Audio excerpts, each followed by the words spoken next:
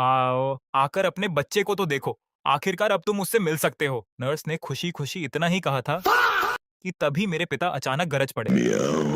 Chain moulding, वहीं रुक जाओ। मुझे सच-सच बताओ, ये बच्चा आखिर किसका है? इसका चेहरा किसी फ्लेम किंग जैसा क्यों लग रहा है? मेरी माँ घबराकर हाथ हिलाने लगी। अरे सुनो, शांत हो जाओ और आराम से बात करते हैं। मुझे भी सच में नहीं पता कि ये सब क्या हो रहा है। और जैसा कि शायद तुम समझ ही गए हो, जिस बच्चे को लेकर दोनों झगड़ रहे थे, वो मैं ही था। मेरे माता-पिता अपने यूनिवर्सिटी दिनों में काफी मशहूर थे। एक कैंपस ब्यूटी मानी जाती थी, जबकि दूसरे पूरे कैंपस के हार्ट थ्रॉब थे। अब लॉजिक के हिसाब से उनका बेटा लंबा, स्मार्ट और बेहद चार्मिंग होना चाहिए था, लेकिन किस्मत को शायद कुछ और ही मंजूर था। मैं 2 मीटर से भी ज्यादा लंबा निकला और मेरा चेहरा इतना डरावना था कि किसी क्राइम मूवी के विलन जैसा लगता था। और इसकी वजह सिर्फ एक थी, मैंने मसल मैन सिस्टम अवेकन कर लिया था। सिस्टम का नियम बेहद सीधा था, मिशन पूरा करो, रिवॉर्ड पाओ। शुरुआत में जब भी सिस्टम रिवॉर्ड देता था, मैं खुशी से झूम उठता था, लेकिन धीरे धीरे मेरी सारी खुशी गायब हो गई, क्योंकि हर एक रिवॉर्ड का नतीजा सिर्फ एक ही होता था, मेरी मसल्स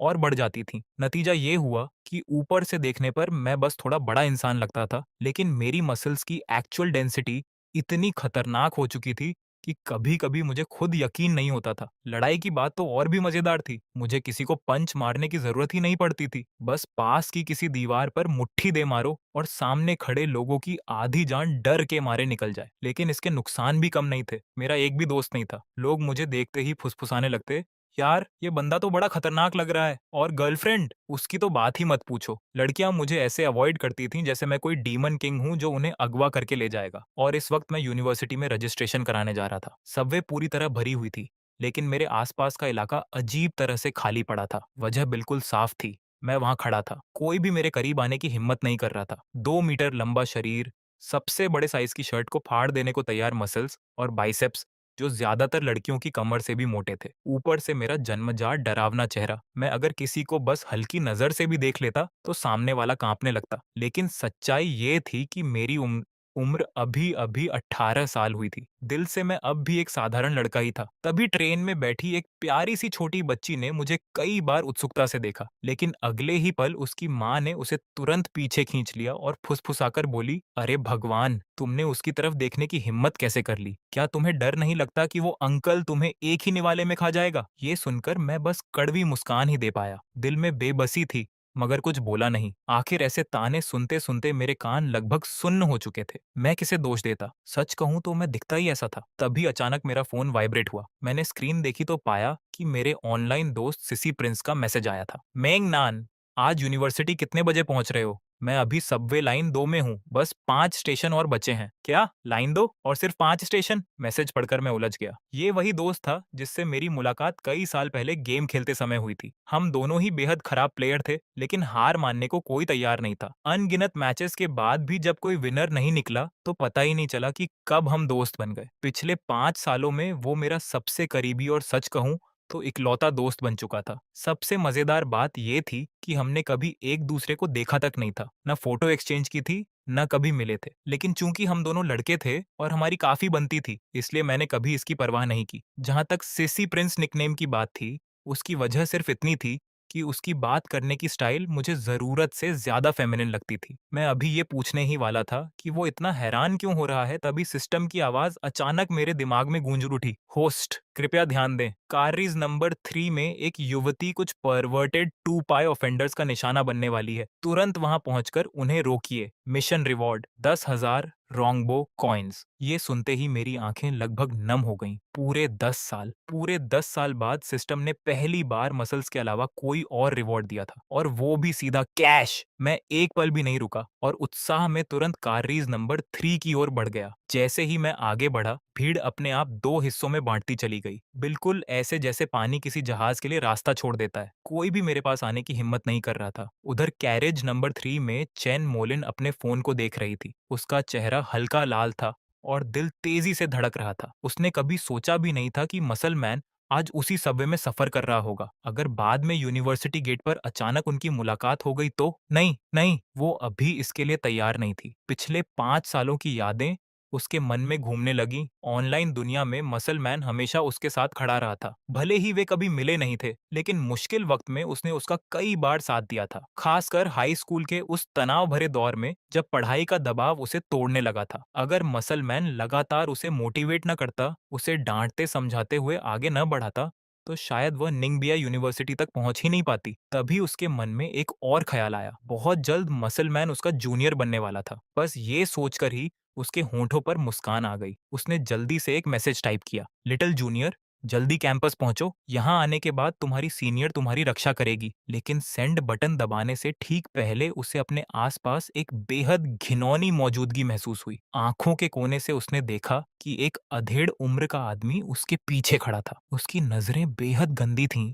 और वो लगातार उसके पैरों की तरफ घूर रहा था। शुरुआत में चैन मोलिन ने खुद को शांत रखने की कोशिश की, लेकिन उस आदमी का फोन लगातार उसकी जांघों की दिशा में तना हुआ था। उसी पल उसकी इंस्टिंक्ट्स ने खतरे की घंटी बजा दी। उसे तुरंत समझ आ गया कि वो आदमी चोरी छिपे उसकी वीडियो बना रहा था, और एंगल भी बिल्कुल गलत था। दुर्भाग्य से चैन मोलिन ने पहले कभी ऐसी स्थिति का सामना नहीं किया था। उसे बिल्कुल समझ नहीं आ रहा था कि इतने बेशर्म इंसान से कैसे निपटा जाए। उधर वो परवर्ट भी शायद समझ गया था कि उसकी हरकत पकड़ ली गई है, लेकिन घबराने के बजाय उसके चेहरे पर एक गंदी मुस्कान फैल गई और वो एक कदम और करीब आ गया। अगले ही पल उसने अपना कैमरा और भी निजी जगह की तरफ घुमाने की कोशिश की। तभी अचानक उसके पीछे से एक भारी और ठंडी आवाज गूंज उठी। मैंने उसकी तरफ देखते हुए कहा, लड़कियों की चोरी छिपे वीडियो बनाता है?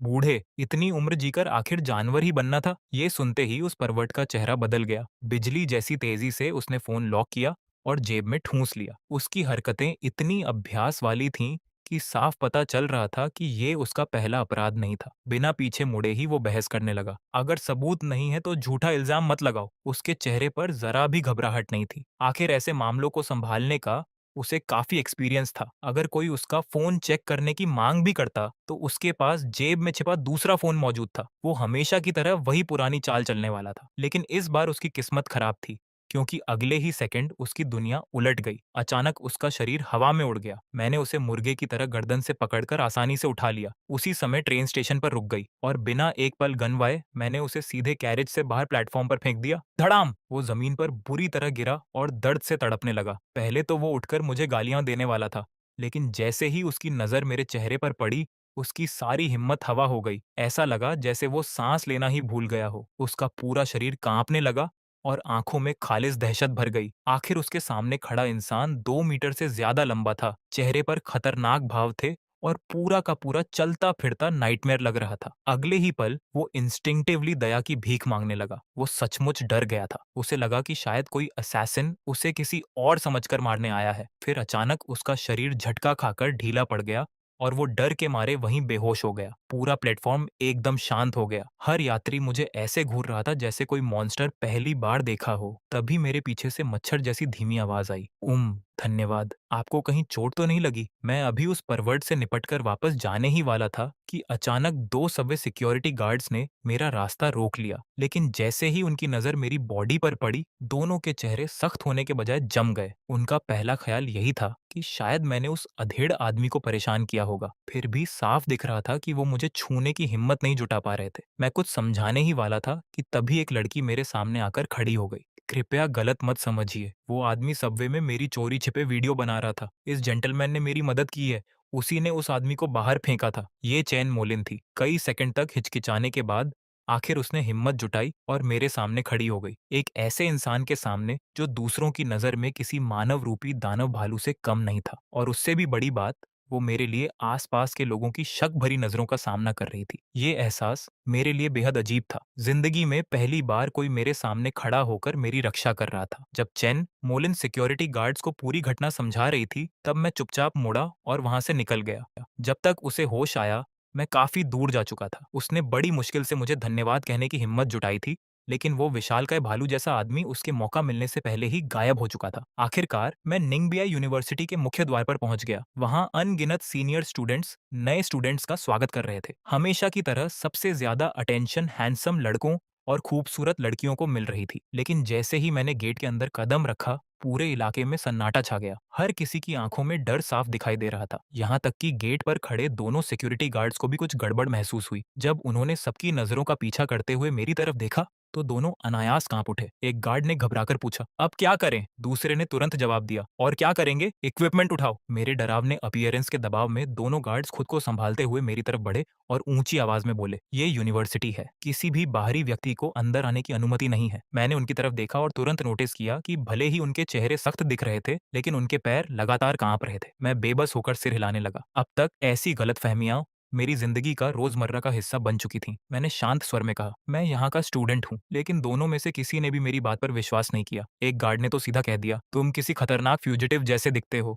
अगर तुम्हारे जैसे किसी को कैंपस में घुसने दिया तो बड़ी मुसीबत हो सकती है। ये सुनकर मैंने बहस करने की भी जरूरत नहीं समझी। मैंने सीधे अपना एडमिशन लेटर निकालकर उनके सामने रख दिया। दोनों गार्ड्स उसे ऐसे घूरने लगे जैसे उन्होंने कोई भूत देख लिया हो। अब उन्हें मजबूरन मानना पड़ा कि उनके सामने खड़ा ये डरावना मसल जायंट वास्तव में सिर्फ 18 साल का फ्रेशमैन था और निंगबे यूनिवर्सिटी का नया स्टूडेंट था। माफी मांगने के बाद आखिर उन्होंने मुझे अंदर जाने दिया। लेकिन मैं अभी कुछ ही दूर चला था कि तभी मुझे अचानक एक बेहद महत्वपूर्ण बात याद आई। फ्रेशमैन रजिस्ट्रेशन ऑफिस आखिर था कहाँ? मैं पीछे मुड़कर उन दोनों सिक्योरिटी गार्ड से पूछने ही वाला था, लेकिन जैसे ही उन्होंने मुझे उनकी तरफ देखते हुए पाया, दोनों बिजली की गति से गार्ड रूम के अंदर घुस गए और दरवाजा बंद करके बैठ गए। तभी पीछे से एक खूबसूरत आकृति दौड़ती हुई आई। सेम आई। हल्का सा हाँफते हुए उसने कहा, तुम इतना तेज क्यों चलते हो? तुम्हें पकड़ने में मेरी जान निकल गई। मैं कुछ कहता उससे पहले ही उसकी नजर मेरे हाथ में पकड़े एडमिशन लेटर पर पड़ गई। कुछ पल रुकने के बाद उसने औपचारिक अंदाज में कहा, पहले अपना परिचय दे देती हूँ। मेरा नाम चेन मोलिन है। मैं निंगबे यूनिवर्सिटी की सेकेंड ईयर स्टूडेंट हूँ। आज सबवे में मेरी मदद करने के लिए फिर से धन्यवाद। वैसे भी तुम्हें रजिस्ट्रेशन करना है तो मैं तुम्हें पूरा प्रोसेस समझा देती हूँ। उसका नाम सुनकर मैं एक पल के लिए चौंक गया, क्योंकि उसका नाम बिल्कुल मेरी माँ जैसा था। लेकिन मैंने ये बात अपने मन में ही रखी और उसकी मदद स्वीकार कर ली। रजिस्ट्रेशन ऑफिस की तरफ चलते हुए मुझे काफी हैरानी हो रही थी। आमतौर पर लोग मुझे एक बार देखने के बाद जिंदगी भर दूर रहने की कोशिश करते थे, लेकिन ये लड़की मुझसे जरा भी नहीं डर रही थी। रास्ते में कई स्टूडेंट्स ने चैन मोलिन को पहचान लिया। कुछ लोग उसे हेलो कहने के लिए आगे भी बढ़े, लेकिन जैसे ही उनकी नजर उसके बगल में चलते विशालकाय भालू जैसे आदमी पर पड़ी, वे तुरंत दिशा बदलकर दूसरी तरफ भाग गए। आखिर वो साधारण यूनिवर्सिटी स्टूडेंट्स ही तो थे। रोज रोज कोई मेरे जैसा नेचुरल हॉरर ऑरा लेकर घूमने वाला इंसान थोड़ी मिलता था। आखिरकार हम रजिस्ट्रेशन ऑफिस पहुंच गए। चेन मोलिन ने एंट्रेंस की तरफ इशारा करते हुए कहा, अंदर चले जाओ, टीचर्स बाकी सब संभाल लेंगे। मैंने सिर हिलाया। तभी उसने गंभीर होकर कहा, सच में धन्यवाद। अगर तुम आज मेरी मदद नहीं करते तो कुछ दिनों बाद शायद मेरी शर्मनाक वीडियोस इंटरनेट पर फैल जाती। खतरा टल जाने के बावजूद जब भी वो उस घटना को याद करती, उसके रोंगटे खड़े हो जाते। उसने ऐसी कई कहानियां सुन रखी थीं। कुछ लोग डिप्रेशन में चले गए थे तो कुछ को शहर तक छोड़ना पड़ा था। तभी उसे जैसे कुछ याद आया। उसने अचानक कहा, लूरान, क्या मैं 1 मिनट के लिए तुम्हारा फोन ले सकती हूँ? रास्ते में बातचीत के दौरान वो मेरा नाम जान चुकी थी। मैंने ज्यादा सोचे बिना फोन उसे दे दिया। उसने उसमें एक नंबर सेव किया और वापस लौटाते हुए बोली, ये मेरा फोन नंबर है, यही मेरा सोशल मीडिया अकाउंट भी है। यूनिवर्सिटी लाइफ में अगर कोई भी परेशानी हो तो कभी भी मुझसे पूछ लेना। मैंने ऊपर से तो सिर हिलाकर हामी भर दी, लेकिन अंदर से इस बात को ज्यादा महत्व नहीं दिया। मुझे हमेशा से दूसरों को परेशान करना पसंद नहीं था। कुछ देर बाद मैं रजिस्ट्रेशन ऑफिस के अंदर चला गया, जबकि चैन मोलिन वहीं खड़ी अपनी खूबसूरत आंखें झपका रही थी। उसे कुछ अजीब महसूस हो रहा था। काफी समय हो गया था जब किसी लड़के ने उसे इतनी बुरी तरह इग्नोर किया हो। ये विशालकाय भालू वाकई अलग था। सिर हिलाकर उसने अपने विचार झटके और गर्ल्स डॉर्मेट्री की तरफ लौट गई। उधर मैं एनरोलमेंट की सारी फॉर्मेलिटीज पूरी करने और अपना सामान शिफ्ट करने के बाद आखिरकार अपने डबल डॉर्म रूम में पहुंच गया। चूंकि मैं दूसरा स्टूडेंट था जो वहां पहुंचा था, इसलिए मेरा रूममेट पहले से मौजूद था। लेकिन जैसे ही उसने मेरा चेहरा देखा, उसका पूरा शरीर अकड़ गया और वो सांस तक लेने की हिम्मत नहीं कर पाया। तभी अचानक मेरा फोन बज उठा। मैसेज सिसी प्रिंस का था। मसल मैन, तुम्हें क्या लगता है, क्या बहुत ज्यादा मस्कुलर लड़कों को लड़कियों में इंटरेस्ट नहीं होता? मैंने तुरंत जवाब दिया, अगर मस्कुलर लड़कों को लड़कियां पसंद नहीं है तो क्या उन्हें लड़के पसंद होते हैं? उधर गर्ल्स डॉर्मेट्री में चैन मोलिन आराम से कुर्सी पर बैठी फोन चला रही थी। मेरा जवाब देखते ही उसने आंखें घुमा ली। ये बेवकूफ जानबूझकर ऐसा जवाब दे रहा है। उसने तुरंत रिप्लाई किया, मेरा वो मतलब नहीं था। अगर तुम अभी मेरे सामने होते तो मैं तुम्हें जरूर पीटती। मैंने हंसते हुए लिखा, शांत हो जाओ। सच कहूं तो मैं तुम्हें दोनों हाथ इस्तेमाल करने दूं, तब भी तुम मुझे नहीं पीट पाओगी। ठीक है, मैंने इसका स्क्रीनशॉट ले लिया है, बाद में पछताना मत। फिर उसने टॉपिक बदल दिया, वैसे आज कैंपस में तुम्हारा पहला दिन था, निंगबे यूनिवर्सिटी कैसी लगी? मैंने जवाब दिया, काफी अच्छी है, और आज मेरे साथ एक ऐसी चीज हुई है जिस पर तुम यकीन नहीं करोगी। मैं निंगबे यूनिवर्सिटी की कैंपस ब्यूटी से मिला। उसने न सिर्फ मुझे पूरा कैंपस घुमाया, बल्कि अपना फोन नंबर भी दे दिया। मैसेज पढ़ते ही चैन मोलिन का फोन उसके हाथ से छूटकर जमीन पर गिर पड़ा। वो पूरी तरह जम गई, जैसे समय ही रुक गया हो। कई सेकंड बाद उसने कांपते हाथों से फोन उठाया। उसका दिल तेजी से धड़क रहा था और चेहरा पूरी तरह लाल हो चुका था। कैंपस ब्यूटी ने उसे कैंपस घुमाया था और अपना नंबर भी दिया था, लेकिन ये तो वही सब था जो उसने आज किया था। धीरे धीरे उसके दिमाग में आज मिले विशालकाय भालू और पिछले 5 सालों से ऑनलाइन मौजूद दोस्त की तस्वीरें एक दूसरे पर चढ़ने लगीं। नहीं, ऐसा नहीं हो सकता। यहाँ तक कि हमेशा शालीन रहने वाली चेन मोलिन भी खुद को गाली देने से नहीं रोक पाई। काफी देर तक सोचने के बाद वो एक चौंका देने वाले निष्कर्ष पर पहुंची। सबवे में उसकी मदद करने वाला लू रन बहुत संभव था कि वही मसल मैन हो जिसे वो पिछले 5 सालों से ऑनलाइन जानती थी। जब भी वो अपनी 2 मीटर लंबाई या नंगे हाथों से बैल को डराकर मार देने जैसी बातें करता था, चेन मोलिन हमेशा सोचती थी कि वो बढ़ा चढ़ाकर बोल रहा है। लेकिन अब उसे एहसास हुआ कि उसने एक भी झूठ नहीं बोला था। उत्साह से कांपते हुए उसने चेहरे पर शरारती मुस्कान लाकर तुरंत मैसेज टाइप किया। सच में कैंपस ब्यूटी? हमारी कैंपस ब्यूटी तो बहुत कोल्ड और डिस्टेंट मानी जाती है। वो तुम्हें क्यों नोटिस करेगी? मैंने जवाब दिया, यकीन करना है तो करो, नहीं तो मत करो। वैसे अब तो मैं यूनिवर्सिटी फोरम पर एक्सपोज भी हो चुका हूँ। लगता है जल्द ही फेमस होने वाला हूँ। क्या? फोरम पर? चैन मोलिन ने तुरंत वेबसाइट खोली। वहां सबसे ऊपर ट्रेंड कर रही एक पोस्ट दिखाई दी। टाइटल था the campus beauty and the beast. Post पहले ही ट्रेंडिंग रैंकिंग्स के शीर्ष पर पहुंच चुकी थी, लेकिन जब उसने फोटो देखी तो उसके होंठों पर अनायास मुस्कान आ गई। उस तस्वीर में मसल मैन के चेहरे पर जो बेवकूफी भरा मासूम एक्सप्रेशन था, वो उम्मीद से कहीं ज्यादा प्यारा लग रहा था। और सच कहें तो वो फोटो बिल्कुल भी खराब नहीं थी। सच कहें तो डरावना दिखने के अलावा मैं काफी हैंडसम भी था। तभी मेरी तरफ से एक और मैसेज आया। देखा, मैंने झूठ नहीं बोला था। बोलो, तुम्हारा भाई का फिजिक देखकर शौक लग गया ना? चैन मोलिन ने तुरंत रिप्लाई किया, प्लीज खुद को इतना इंपॉर्टेंट मत समझो। मैं क्यों डरूंगी? अगर हम आमने सामने मिले तो मैं गारंटी देती हूँ कि डरने वाली मैं नहीं होंगी। लेकिन मैसेज भेजने के बाद पूरे 1 मिनट तक कोई जवाब नहीं आया। वो सोच ही रही थी कि आखिर हुआ क्या। तभी मेरा रिप्लाई आया। सच कहूँ तो अच्छा लगता है जब कोई मुझे नापसंद नहीं करता। सिसी प्रिंस, आज से तुम ऑफिशियली मेरे भाई हो। अगर कभी कोई परेशानी आए तो मुझे बताना, मैं खुद तुम्हारी रक्षा करूंगा। कोई तुम्हें परेशान करने की हिम्मत नहीं करेगा। ये पढ़ते ही चैन मोलिन कुछ पल के लिए स्तब्ध रह गई। ऑनलाइन मैं हमेशा एक खुश मिजाज, समझदार और दूसरों की मदद करने वाला इंसान लगता था, लेकिन अब अचानक उसे एहसास हुआ कि शायद मेरी जिंदगी में दोस्त बहुत कम थे। हो सकता है मेरा डरावना अपीयरेंस ही लोगों को मुझसे दूर कर देता हो। उसके दिल में हल्की सी कसक उठी। जिज्ञासा में उसने एक और सवाल टाइप किया, वैसे मसल मैन, तुम्हें कैंपस ब्यूटी सुंदर लगती है? क्या वो तुम्हारा टाइप है? मैसेज भेजते ही उसका चेहरा टमाटर की तरह लाल हो गया। नोटिफिकेशन आते ही उसने तुरंत चैट खोलने की हिम्मत नहीं की। कई गहरी सांसें लेने और खुद को तैयार करने के बाद उसने आखिर मैसेज पढ़ा और मेरा जवाब पढ़कर उसका खून खौल उठा। कैंपस ब्यूटी बहुत पतली है, उसके हाथ पैर जरूरत से ज्यादा पतले हैं, चेहरा ठीक ठाक है, बस। चैन मोलिन के माथे पर नसें उभर आईं। अंधे विशालकाय भालू, क्या मतलब मेरा चेहरा बस ठीक ठाक है? उसने मन ही मन चीखते हुए सोचा। मैं 178 सेंटीमीटर लंबी हूँ, सिर्फ 96 पाउंड वजन है, परफेक्ट वेस्ट है, लंबी टांगे हैं, मैं लिटरली गॉडेस लेवल हूँ। फिर उसने अनायास नीचे देखा और बुदबुदाई, और छोटा भी नहीं है। आखिरकार काफी देर तक गुस्सा करने के बाद वो सिर्फ एक ही निष्कर्ष पर पहुंची, लूरान अंधा था और कोई वजह हो ही नहीं सकती थी। उधर वो मुंह फुलाकर बैठी थी कि तभी मेरा एक और मैसेज आ गया। लड़कियों की बात करें तो वेपांग असली गोट है।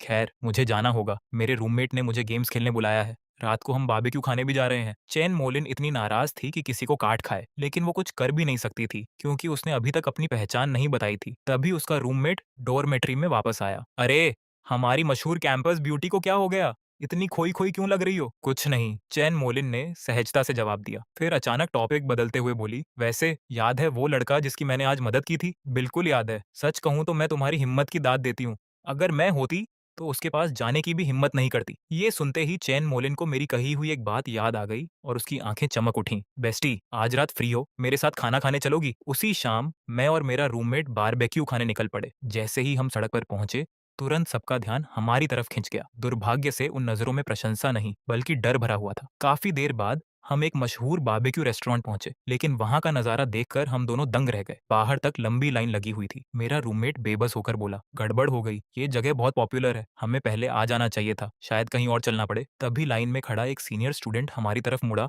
और मुस्कुराकर बोला, तुम लोग नए फ्रेशमैन लगते हो, यहाँ का बारबेक्यू सबसे अच्छा है, अगर वेट नहीं करना चाहते तो बेहतर होगा कि। लेकिन उसकी बात पूरी होने से पहले ही उसकी आवाज अचानक रुक गई, क्योंकि अब उसने मेरा चेहरा साफ साफ देख लिया था। अगले ही पल उसके चेहरे का रंग उड़ गया और वो ऐसे भागा जैसे जैसे उसके पीछे कोई भूत पड़ गया हो। उसके आगे खड़े लोगों ने पीछे मुड़कर देखा, फिर मेरी तरफ नजर पड़ी और वे भी भाग खड़े हुए। कुछ ही सेकंड में पूरी लाइन गायब हो गई। वहां सिर्फ मैं और मेरा हक्का बक्का रूममेट खड़े रह गए। टेबल मिलते ही हम बैठ गए, तभी एक जानी पहचानी आवाज सुनाई दी, हेलो, अगर आपको आपत्ति ना हो तो क्या मैं और मेरी रूममेट आपकी टेबल शेयर कर सकते हैं? बाकी कहीं सीट नहीं बची। मेरा रूममेट तुरंत आंखें फाड़कर खड़ा हो गया। सामने चेन मोलिन थी और सिर्फ आई ही नहीं थी बल्कि हमारे साथ बैठने की भी बात कर रही थी। क्या उसने सच में इस टेबल पर बैठे जायंट मॉन्स्टर को नोटिस नहीं किया था? जब हमने जवाब नहीं दिया तो उसने दोबारा कहा, हेलो जूनियर लू, लगता है हम फिर मिल गए। इतना कहकर वो बिना झिझक सीधे बैठ गई और अपनी रूममेट को भी साथ खींचकर बिठा लिया। हालांकि उसकी रूममेट के चेहरे से साफ पता चल रहा था कि वो इस अरेंजमेंट से उतनी कंफर्टेबल नहीं थी। जब चैन मोलिन ने देखा कि मैं और मेरा रूममेट दोनों हैरानी से उसे देख रहे हैं तो वो मुस्कुराकर बोली, क्या हुआ, क्या हम वेलकम नहीं है? मेरा रूममेट तुरंत सिर हिलाते हुए बोला, बिल्कुल वेलकम है। दो खूबसूरत सीनियर सिस्टर्स के साथ डिनर करना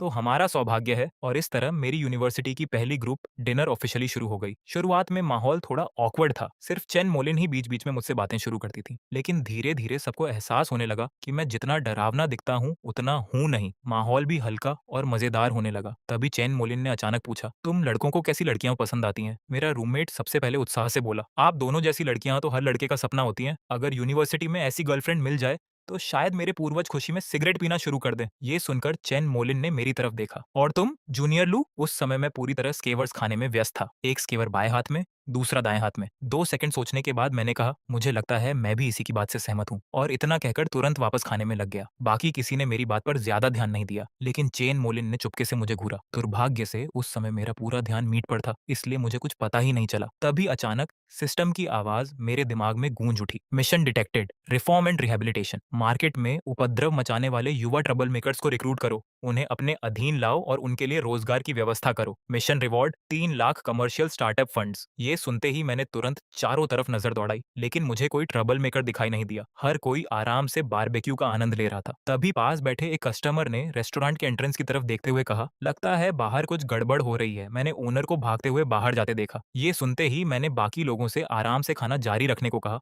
और अकेला बाहर निकल गया। और सचमुच बाहर 3 संदिग्ध दिखने वाले युवा गुंडे हंगामा कर रहे थे। उनका नेता ब्रदर यू नाम का लड़का था। उसके चेहरे पर घमंडी मुस्कान थी। वो दावा कर रहा था कि पिछली बार उसके बारबेक्यू में 2 कॉकरोच निकले थे और अब उसे मुआवजा चाहिए। रेस्टोरेंट ओनर का चेहरा पूरी तरह बेबस दिखाई दे रहा था। उसे अच्छी तरह पता था कि ये लोग सीधी सीधी उगाही कर रहे हैं। सामान्य हालात में वो तुरंत पुलिस को बुला लेता, लेकिन समस्या ये थी कि ब्रदर यू के पीछे कुछ कनेक्शंस थे। पिछली बार भी पुलिस आई थी, लेकिन अंत में उसका कुछ नहीं बिगड़ा था। अब बेचारा ओनर मजबूरी में उनके सामने खड़ा था, जबकि ब्रदर यू और उसके साथी उसे दबाव में लेकर पैसे ऐंठने की तैयारी कर रहे थे। और ठीक उसी समय मैं धीरे धीरे उनकी तरफ बढ़ने लगा। पुलिस को दोबारा बुलाने का शायद कोई फायदा नहीं होने वाला था, उल्टा मामला और बिगड़ सकता था। उधर ब्रदर यू पूरे घमंड से छाती फुलाकर बोला, चिंता मत करो, इस इलाके में मेरा नाम चलता है जब तक मैं यहाँ हूँ। कोई भी। लेकिन उसकी बात पूरी होने से पहले ही मैं धीरे धीरे उसकी तरफ बढ़ने लगा। जैसे ही उसकी नजर मुझ पर पड़ी, उसके चेहरे से सारा घमंड गायब हो गया। मैं उसके सामने जाकर रुका और ठंडी नजरों से देखते हुए पूछा, तुम कह रहे थे कि इस रेस्टोरेंट में तुम्हें 2 कॉकरोच मिले थे, पक्का? ब्रदर यू की आंखें इधर उधर घूमने लगी। उसके होंठ कांप रहे थे, लेकिन जवाब नहीं निकल रहा था। मैंने ठंडी आवाज में कहा, सच बोलो, बस इतना सुनना था। कि उसकी सारी मानसिक रक्षा टूट गई। धप! वो सीधे जमीन पर घुटनों के बल गिर पड़ा। मेरी गलती थी बिग ब्रदर, मैं मानता हूँ, कॉकरोच हमने खुद डाले थे, कृपया मुझे मत मारिए। उसके पीछे खड़े दोनों साथी भी तुरंत घबरा गए। वो सच कह रहा है, हम बस बेवकूफी कर रहे थे, हम पैसे लौटा देंगे, कृपया हमें माफ कर दीजिए। मैं शांत स्वर में बोला, दफा हो जाओ।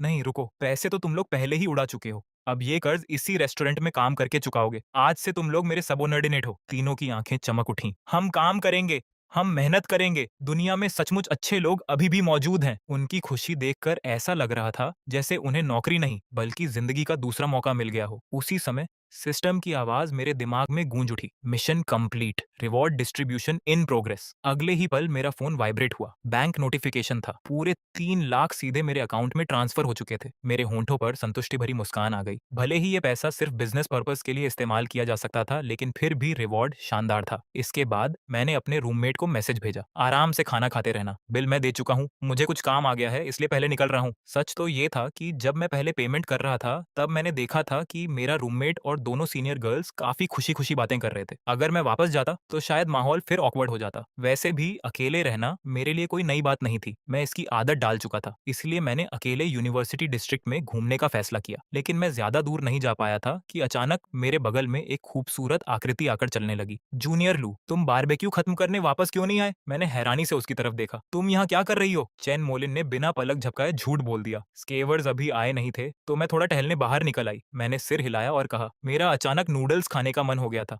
तुम वापस चली जाओ। मैंने ज्यादा कुछ नहीं समझाया, लेकिन उसने तुरंत टॉपिक बदल दिया। बहुत बढ़िया, मुझे भी नूडल्स खाने हैं। ये खूबसूरत सीनियर सच में अजीब थी। किसी वजह से वो मुझे बेहद फेमिलियर महसूस होती थी। ऐसा लग रहा था जैसे मैं उसे सालों से जानता हूँ। मेरा इंस्टिंक्ट बार बार कह रहा था कि मना कर दो, लेकिन पता नहीं कैसे मैं आखिर मान ही गया। 10 मिनट बाद हम एक छोटे से नूडल शॉप में बैठे थे। डिनर टाइम निकल चुका था, इसलिए दुकान लगभग खाली थी। चेन मोलिन ने एक टेबल चुनी और मेरे सामने बैठ गई। जितना ज्यादा मैं उसे देखता उतना ही अजीब महसूस होता। हम सिर्फ एक दिन पहले मिले थे, लेकिन वो मुझे किसी पुराने दोस्त जैसी लग रही थी। नूडल्स खत्म करने के बाद मैंने अपना फोन निकाला और सिसी प्रिंस के साथ चैट खोल ली। सिसी प्रिंस, बिजी हो क्या? ठीक उसी समय चैन मोलिन को अपनी पॉकेट में रखा फोन वाइब्रेट होता महसूस हुआ। जब उसने देखा कि मैं खाना खत्म करके फोन पर ध्यान दे रहा हूँ, तो उसे तुरंत समझ आ गया कि क्या हो रहा है। उसने चुपके से फोन निकाला और मेरी चैट खुलते ही मैसेज देख लिया। फिर मेरा दूसरा मैसेज आया, तुम हमेशा कहते हो कि तुम्हें लड़कियों की साइकोलॉजी समझ आती है, तो एक सवाल पूछता हूँ। अगर कोई लड़की किसी लड़के को सिर्फ एक दिन से जानती हो, लेकिन फिर भी उसे डिनर पर बुलाए और पूरे समय चोरी छिपे उसे देखती रहे,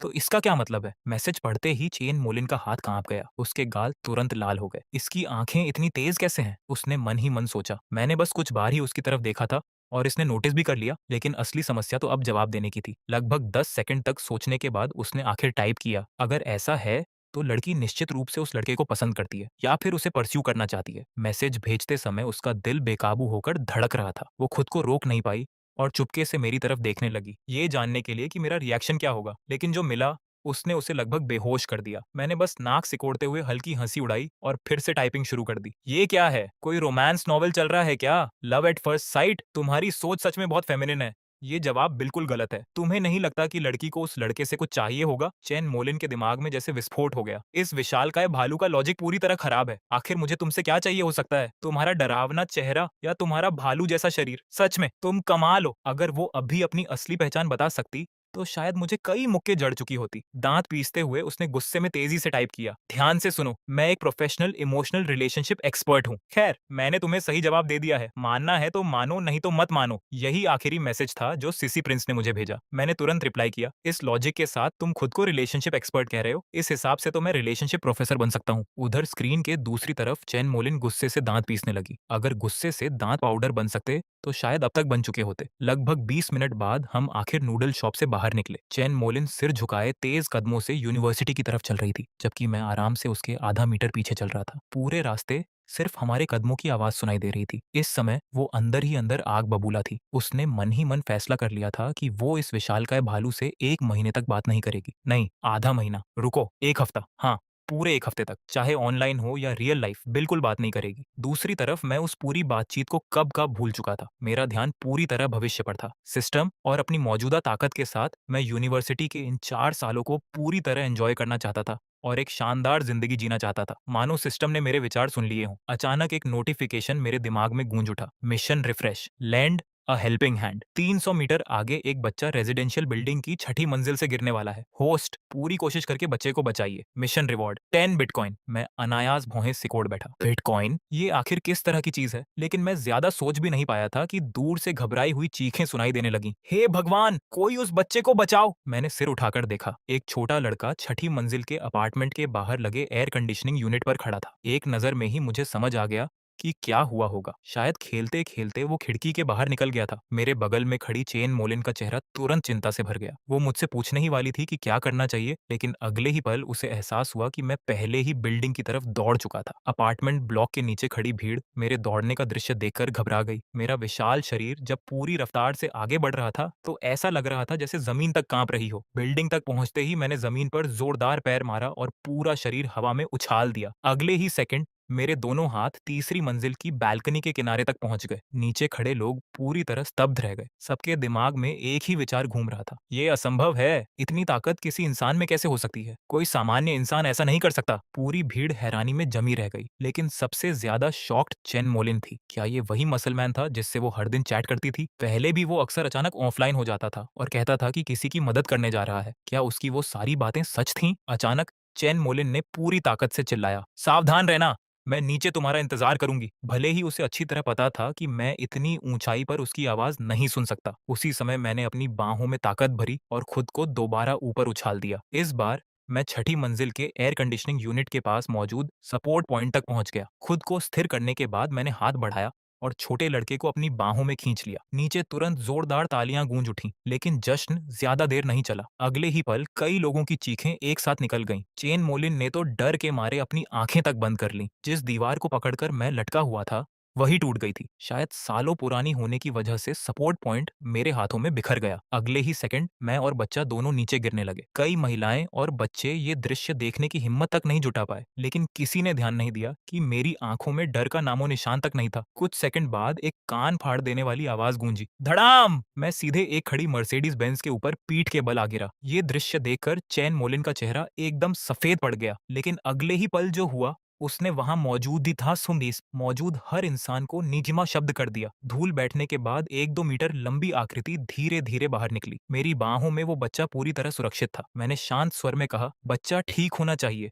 मैं चलता हूँ। इससे पहले कि कोई कुछ समझ पाता, मैंने अभी भी स्तब्ध खड़ी चेन मोलिन का हाथ पकड़ा और तेजी से वहां से निकल गया। जब तक भीड़ को होश आया, हम काफी दूर जा चुके थे। मैं उसका हाथ पकड़कर कई सौ मीटर तक दौड़ता रहा। आखिरकार चेन मोलिन हांफते हुए रुक गई। उसने उलझन भरी नजरों से मुझे देखा। हम भाग क्यों रहे हैं? हमने अच्छा काम किया है। हम अपराधियों की तरह क्यों व्यवहार कर रहे हैं? मैंने बिना झिझक जवाब दिया। बच्चा तो बच गया, लेकिन नुकसान का पैसा कौन देगा? इतना कहने के बाद भी मैं निश्चिंत नहीं हुआ और उसे खींचते हुए यूनिवर्सिटी की तरफ बढ़ता रहा। चेन मोलिन मेरी बात समझ नहीं पाई, लेकिन उसकी नजर धीरे धीरे उस विशाल हाथ पर चली गई जो उसका हाथ पकड़े हुए था। अजीब बात यह थी कि वो हाथ बहुत गर्म महसूस हो रहा था। उसे तो ये तक लगने लगा कि सर्दियों में शायद ये किसी हैंड वार्मर से भी ज्यादा गर्म होगा। काफी दूर आने के बाद मैंने आखिर समझाया। ऊपर चढ़ते समय मैंने कम से कम 3 एयर कंडीशनिंग यूनिट्स तोड़ दिए और जिस मर्सिडीज पर गिरा था उसकी कीमत 10 लाख युआन से भी ज्यादा होगी। अगर उन्होंने रिपेयर का पैसा मुझसे मांग लिया तो मैं बर्बाद हो जाऊंगा। इसलिए हम भागे। चेन मोलिन ने तुरंत विरोध किया। लेकिन तुमने एक जान बचाई है, मैंने सिर हिलाते हुए कहा। तुम अभी बहुत छोटी हो। एक दिन जब समाज का अंधेरा पक्ष देखोगी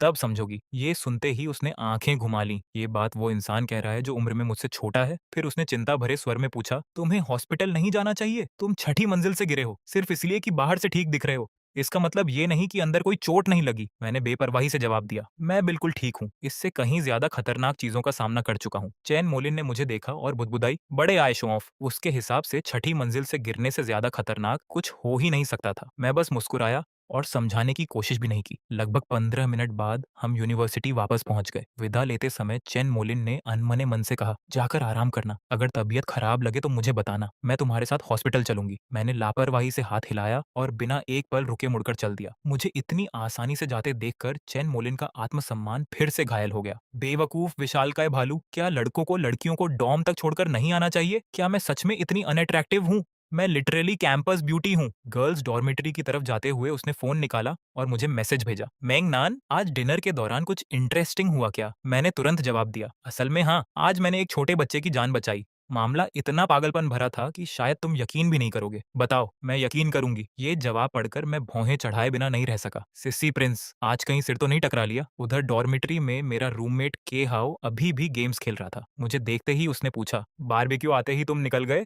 फिर कैंपस ब्यूटी भी तुम्हारे पीछे निकल गई? उधर डॉर्मेटरी में मेरा रूममेट के हाउ अभी भी गेम्स खेल रहा था। मुझे देखते ही उसने पूछा, बारबेक्यू आते ही तुम निकल गए? फिर कैंपस ब्यूटी भी तुम्हारे पीछे निकल गई? कहीं ऐसा तो नहीं कि तुम दोनों साथ घूमने गए थे? मैंने बिना ज्यादा सोचे सहजता से जवाब दिया, गए थे। पूरे रास्ते मैंने कैंपस ब्यूटी का हाथ भी पकड़ा हुआ था। कि हाउ तुरंत हंस पड़ा, हाँ हाँ, ये बात तो मान सकता हूँ कि तुम दोनों साथ निकले थे, लेकिन हाथ पकड़ना बिल्कुल नहीं। फिर उसने गंभीर होकर कहा, ब्रदर लू, तुम्हें यहाँ आए सिर्फ एक दिन हुआ है, तुम्हें पता नहीं है, चेन मोलिन निंगबे यूनिवर्सिटी की सबसे खूबसूरत और सबसे कोल्ड कैंपस ब्यूटी है। पिछले 1 साल में उसने न जाने कितने लड़कों को रिजेक्ट किया है। ये सुनकर मैं थोड़ा उलझ गया। कोल्ड और डिस्टेंट, ये दोनों शब्द चेन मोलिन पर बिल्कुल फिट नहीं बैठते थे, लेकिन मैंने ज्यादा सोचने की जरूरत नहीं समझी और बात को वहीं छोड़ दिया। आखिर मेरे लिए अभी सबसे महत्वपूर्ण चीज थी, सिस्टम का अगला मिशन क्या होने वाला है। सिस्टम अपग्रेड के बाद से मेरा सबसे बड़ा लक्ष्य सिर्फ पैसा कमाना था। गर्लफ्रेंड जैसी चीजें तो बस मेरी प्रोग्रेस को धीमा ही करती। वैसे भी मेरी शक्ल और बॉडी देखकर आखिर कौन मुझे पसंद करेगा। डॉम में पहुंचकर मैंने कंप्यूटर चालू किया और एक वेबसाइट खोली, लेकिन स्क्रीन पर दिख रहे नंबर्स देखते ही मैं कुछ सेकंड के लिए जम गया। Bitcoin holdings 10। कल रात के मिशन का रिवॉर्ड पहले ही पहुंच चुका था, पूरे 10 बिटकॉइन। लेकिन फिलहाल मेरे पास इसके बारे में सोचने का समय नहीं था, क्योंकि अगले दिन मिलिट्री ट्रेनिंग शुरू होने वाली थी। बिटकॉइन आखिर क्या चीज है ये बाद में भी पता लगाया जा सकता था। अगली सुबह सभी फ्रेशमैन यूनिवर्सिटी के स्पोर्ट्स फील्ड में इकट्ठा हुए। स्कूल लीडर्स ने पूरे 20 मिनट तक भाषण दिए और फिर आखिरकार पहला ट्रेनिंग मिशन घोषित किया। 15 किलोमीटर की मार्च ट्रेनिंग कैंपस में नहीं होने वाली थी, बल्कि निंगबे यूनिवर्सिटी से लगभग 15 किलोमीटर दक्षिण में मौजूद एक मिलिट्री कैंप में आयोजित की जानी थी। अगले 14 दिनों तक सभी फ्रेशमैन वहीं रहने वाले थे और पहला टेस्ट था पूरे 15 किलोमीटर पैदल चलकर कैंप तक पहुंचना। अनाउंसमेंट सुनते ही भीड़ में शिकायतों का तूफान आ गया। मेरा रूममेट के हाव कराते हुए बोला, क्या यूनिवर्सिटी पागल हो गई है? ट्रेनिंग शुरू होने से पहले ही हमें मारना चाहती है। लेकिन मुझे कोई फर्क नहीं पड़ा। सिस्टम मुझे अक्सर 20 किलोमीटर से ज्यादा दौड़ने वाले मिशन देता था। 15 किलोमीटर तो मेरे लिए वार्म अप जैसा था। 3 मिनट बाद सभी फ्रेशमैन को क्लास के हिसाब से ऑर्गेनाइज कर दिया गया और पूरी भीड़ कैंप की तरफ बढ़ने लगी। लंबी प्रोसेशन सड़क पर दूर तक फैली हुई थी। रास्ते में सप्लाई टीम्स और टेम्परेरी मेडिकल स्टेशंस लगाए गए थे, जबकि मिलिट्री इंस्ट्रक्टर्स हर क्लास की निगरानी कर रहे थे। पहले आधे घंटे तक सब कुछ ठीक चला, लेकिन 1 घंटे बाद ही कई स्टूडेंट्स की हालत खराब होने लगी। आजकल ज्यादातर युवा अपना समय घर के अंदर बिताते थे। उनके लिए इतनी उनके लिए इतनी फिजिकल एक्टिविटी किसी नाइटमेयर से कम नहीं थी। तभी सिस्टम की आवाज फिर से मेरे दिमाग में गूंज उठी, मिशन रिफ्रेश, थक कर गिरने वाले व्यक्तियों की सहायता करें और उन्हें टेम्परेरी मेडिकल स्टेशनों तक पहुंचाएं। रिवॉर्ड प्रति व्यक्ति 10,000 युआन, नो अपर लिमिट। मेरी आंखें तुरंत चमक उठी। हर इंसान के 10,000? अगर मैं 100 लोगों की मदद कर दूं तो सीधा 10 लाख युआन। उसी समय आगे से किसी ने चिल्लाकर कहा, कोई बेहोश हो गया, जल्दी। मैंने देखा कि एक फीमेल स्टूडेंट जमीन पर पड़ी थी और उसके क्लासमेट्स घबराकर उसके आसपास खड़े थे, लेकिन किसी के कुछ करने से पहले ही एक विशाल आकृति उसके पास पहुंच चुकी थी। स्टूडेंट्स ने मुझे देखते ही पहचान लिया और कई लोगों की रीढ़ में ठंडक दौड़ गई। मैंने बिना कुछ कहे बेहोश लड़की को उठाया और सीधा नजदीकी मेडिकल स्टेशन की तरफ दौड़ पड़ा। उसे बेड पर लिटाने के बाद एक मेडिकल स्टाफ ने मुस्कुराकर कहा, तुम भी थोड़ा आराम कर लो, हीट स्ट्रोक मेडिसिन ले लो। मैंने हाथ हिलाया, जरूरत नहीं, और तुरंत वापस दौड़ पड़ा। जब तक हम मिलिट्री कैंप पहुंचे, मैं 20 से ज्यादा एक्सहास्टेड स्टूडेंट्स को मेडिकल स्टेशनों तक पहुंचा चुका था। इसी तरह मेरे अकाउंट में 2 लाख युआन से भी ज्यादा पहुंच गए। मैं मन ही मन प्रॉफिट का हिसाब लगा ही रहा था कि अचानक दूर एक परिचित आकृति दिखाई दी।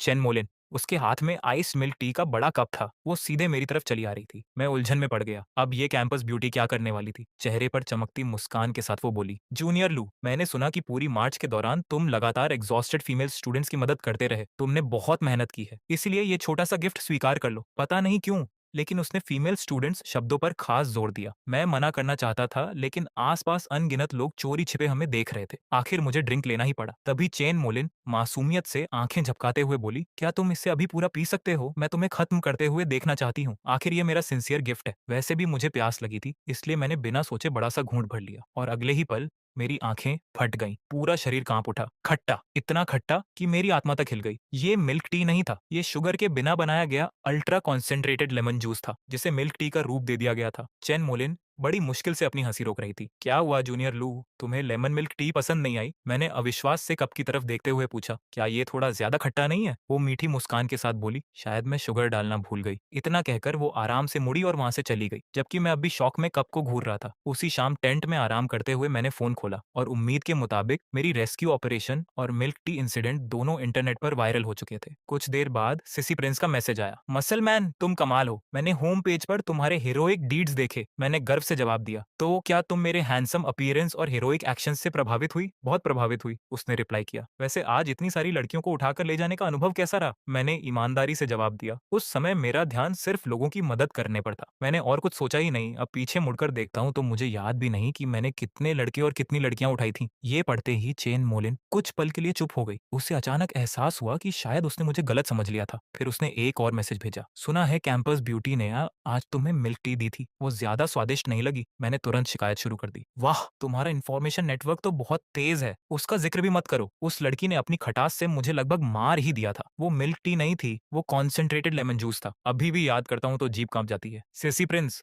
मुझे लगता है कैंपस ब्यूटी मुझे टारगेट कर रही है। ये पढ़कर चैन मोलिन जोर से हंस पड़ी और सिर्फ 2 शब्द टाइप किए, तुम डिजर्व करते थे। नेचुरली मैं और ज्यादा कंफ्यूज्ड हो गया। अगले दिन सभी स्टूडेंट्स फ्रेशमैन वेलकम इवेंट के लिए ओपेरा हॉल में जमा हुए। कई फ्रेशमैन स्टेज पर जाकर अपने टैलेंट्स दिखा रहे थे। कैंपस ब्यूटी होने के नाते चैन मोलिन सबसे ज्यादा इंतजार किए जाने वाले परफॉर्मर्स में से एक थी। जैसे ही वो स्टेज पर पहुंची, अनगिनत मेल स्टूडेंट्स की चीरिंग पूरे हॉल में गूंज उठी। हर कोई उसके परफॉर्मेंस का इंतजार कर रहा था, लेकिन तभी मैंने उसके होंठों के कोने पर एक शरारती मुस्कान देखी। कुछ पल रुकने के बाद उसने माइक्रोफोन उठाया और कहा, अपने अगले परफॉर्मेंस के लिए मैं ऑडियंस में से एक स्टूडेंट को स्टेज पर बुलाना चाहती हूँ। मैं म्यूजिक बजाऊंगी और वो गाएगा। क्या कोई इंटरेस्टेड है? अगले ही पल असंख्य लड़कों के हाथ हवा में उठ गए। हर कोई कैंपस ब्यूटी के साथ स्टेज शेयर करना चाहता था, लेकिन चेन मोलिन की नजर भीड़ में घूमते घूमते आखिर एक खास इंसान पर जाकर रुक गई। फिर उसके चेहरे पर छिपे इरादों वाली मुस्कान और गहरी हो गई। उसने धीरे धीरे कहा, ऑडियंस में मौजूद सबसे लंबे और सबसे ताकतवर जूनियर, क्या आप मेरे साथ स्टेज पर आकर परफॉर्मेंस देना चाहेंगे? अचानक पूरे हॉल की नजरें एक साथ मेरी तरफ मुड़ गईं और मैं वहीं बैठा सोच रहा था, क्या ये कैंपस ब्यूटी सच में मुझे ही बुला रही है?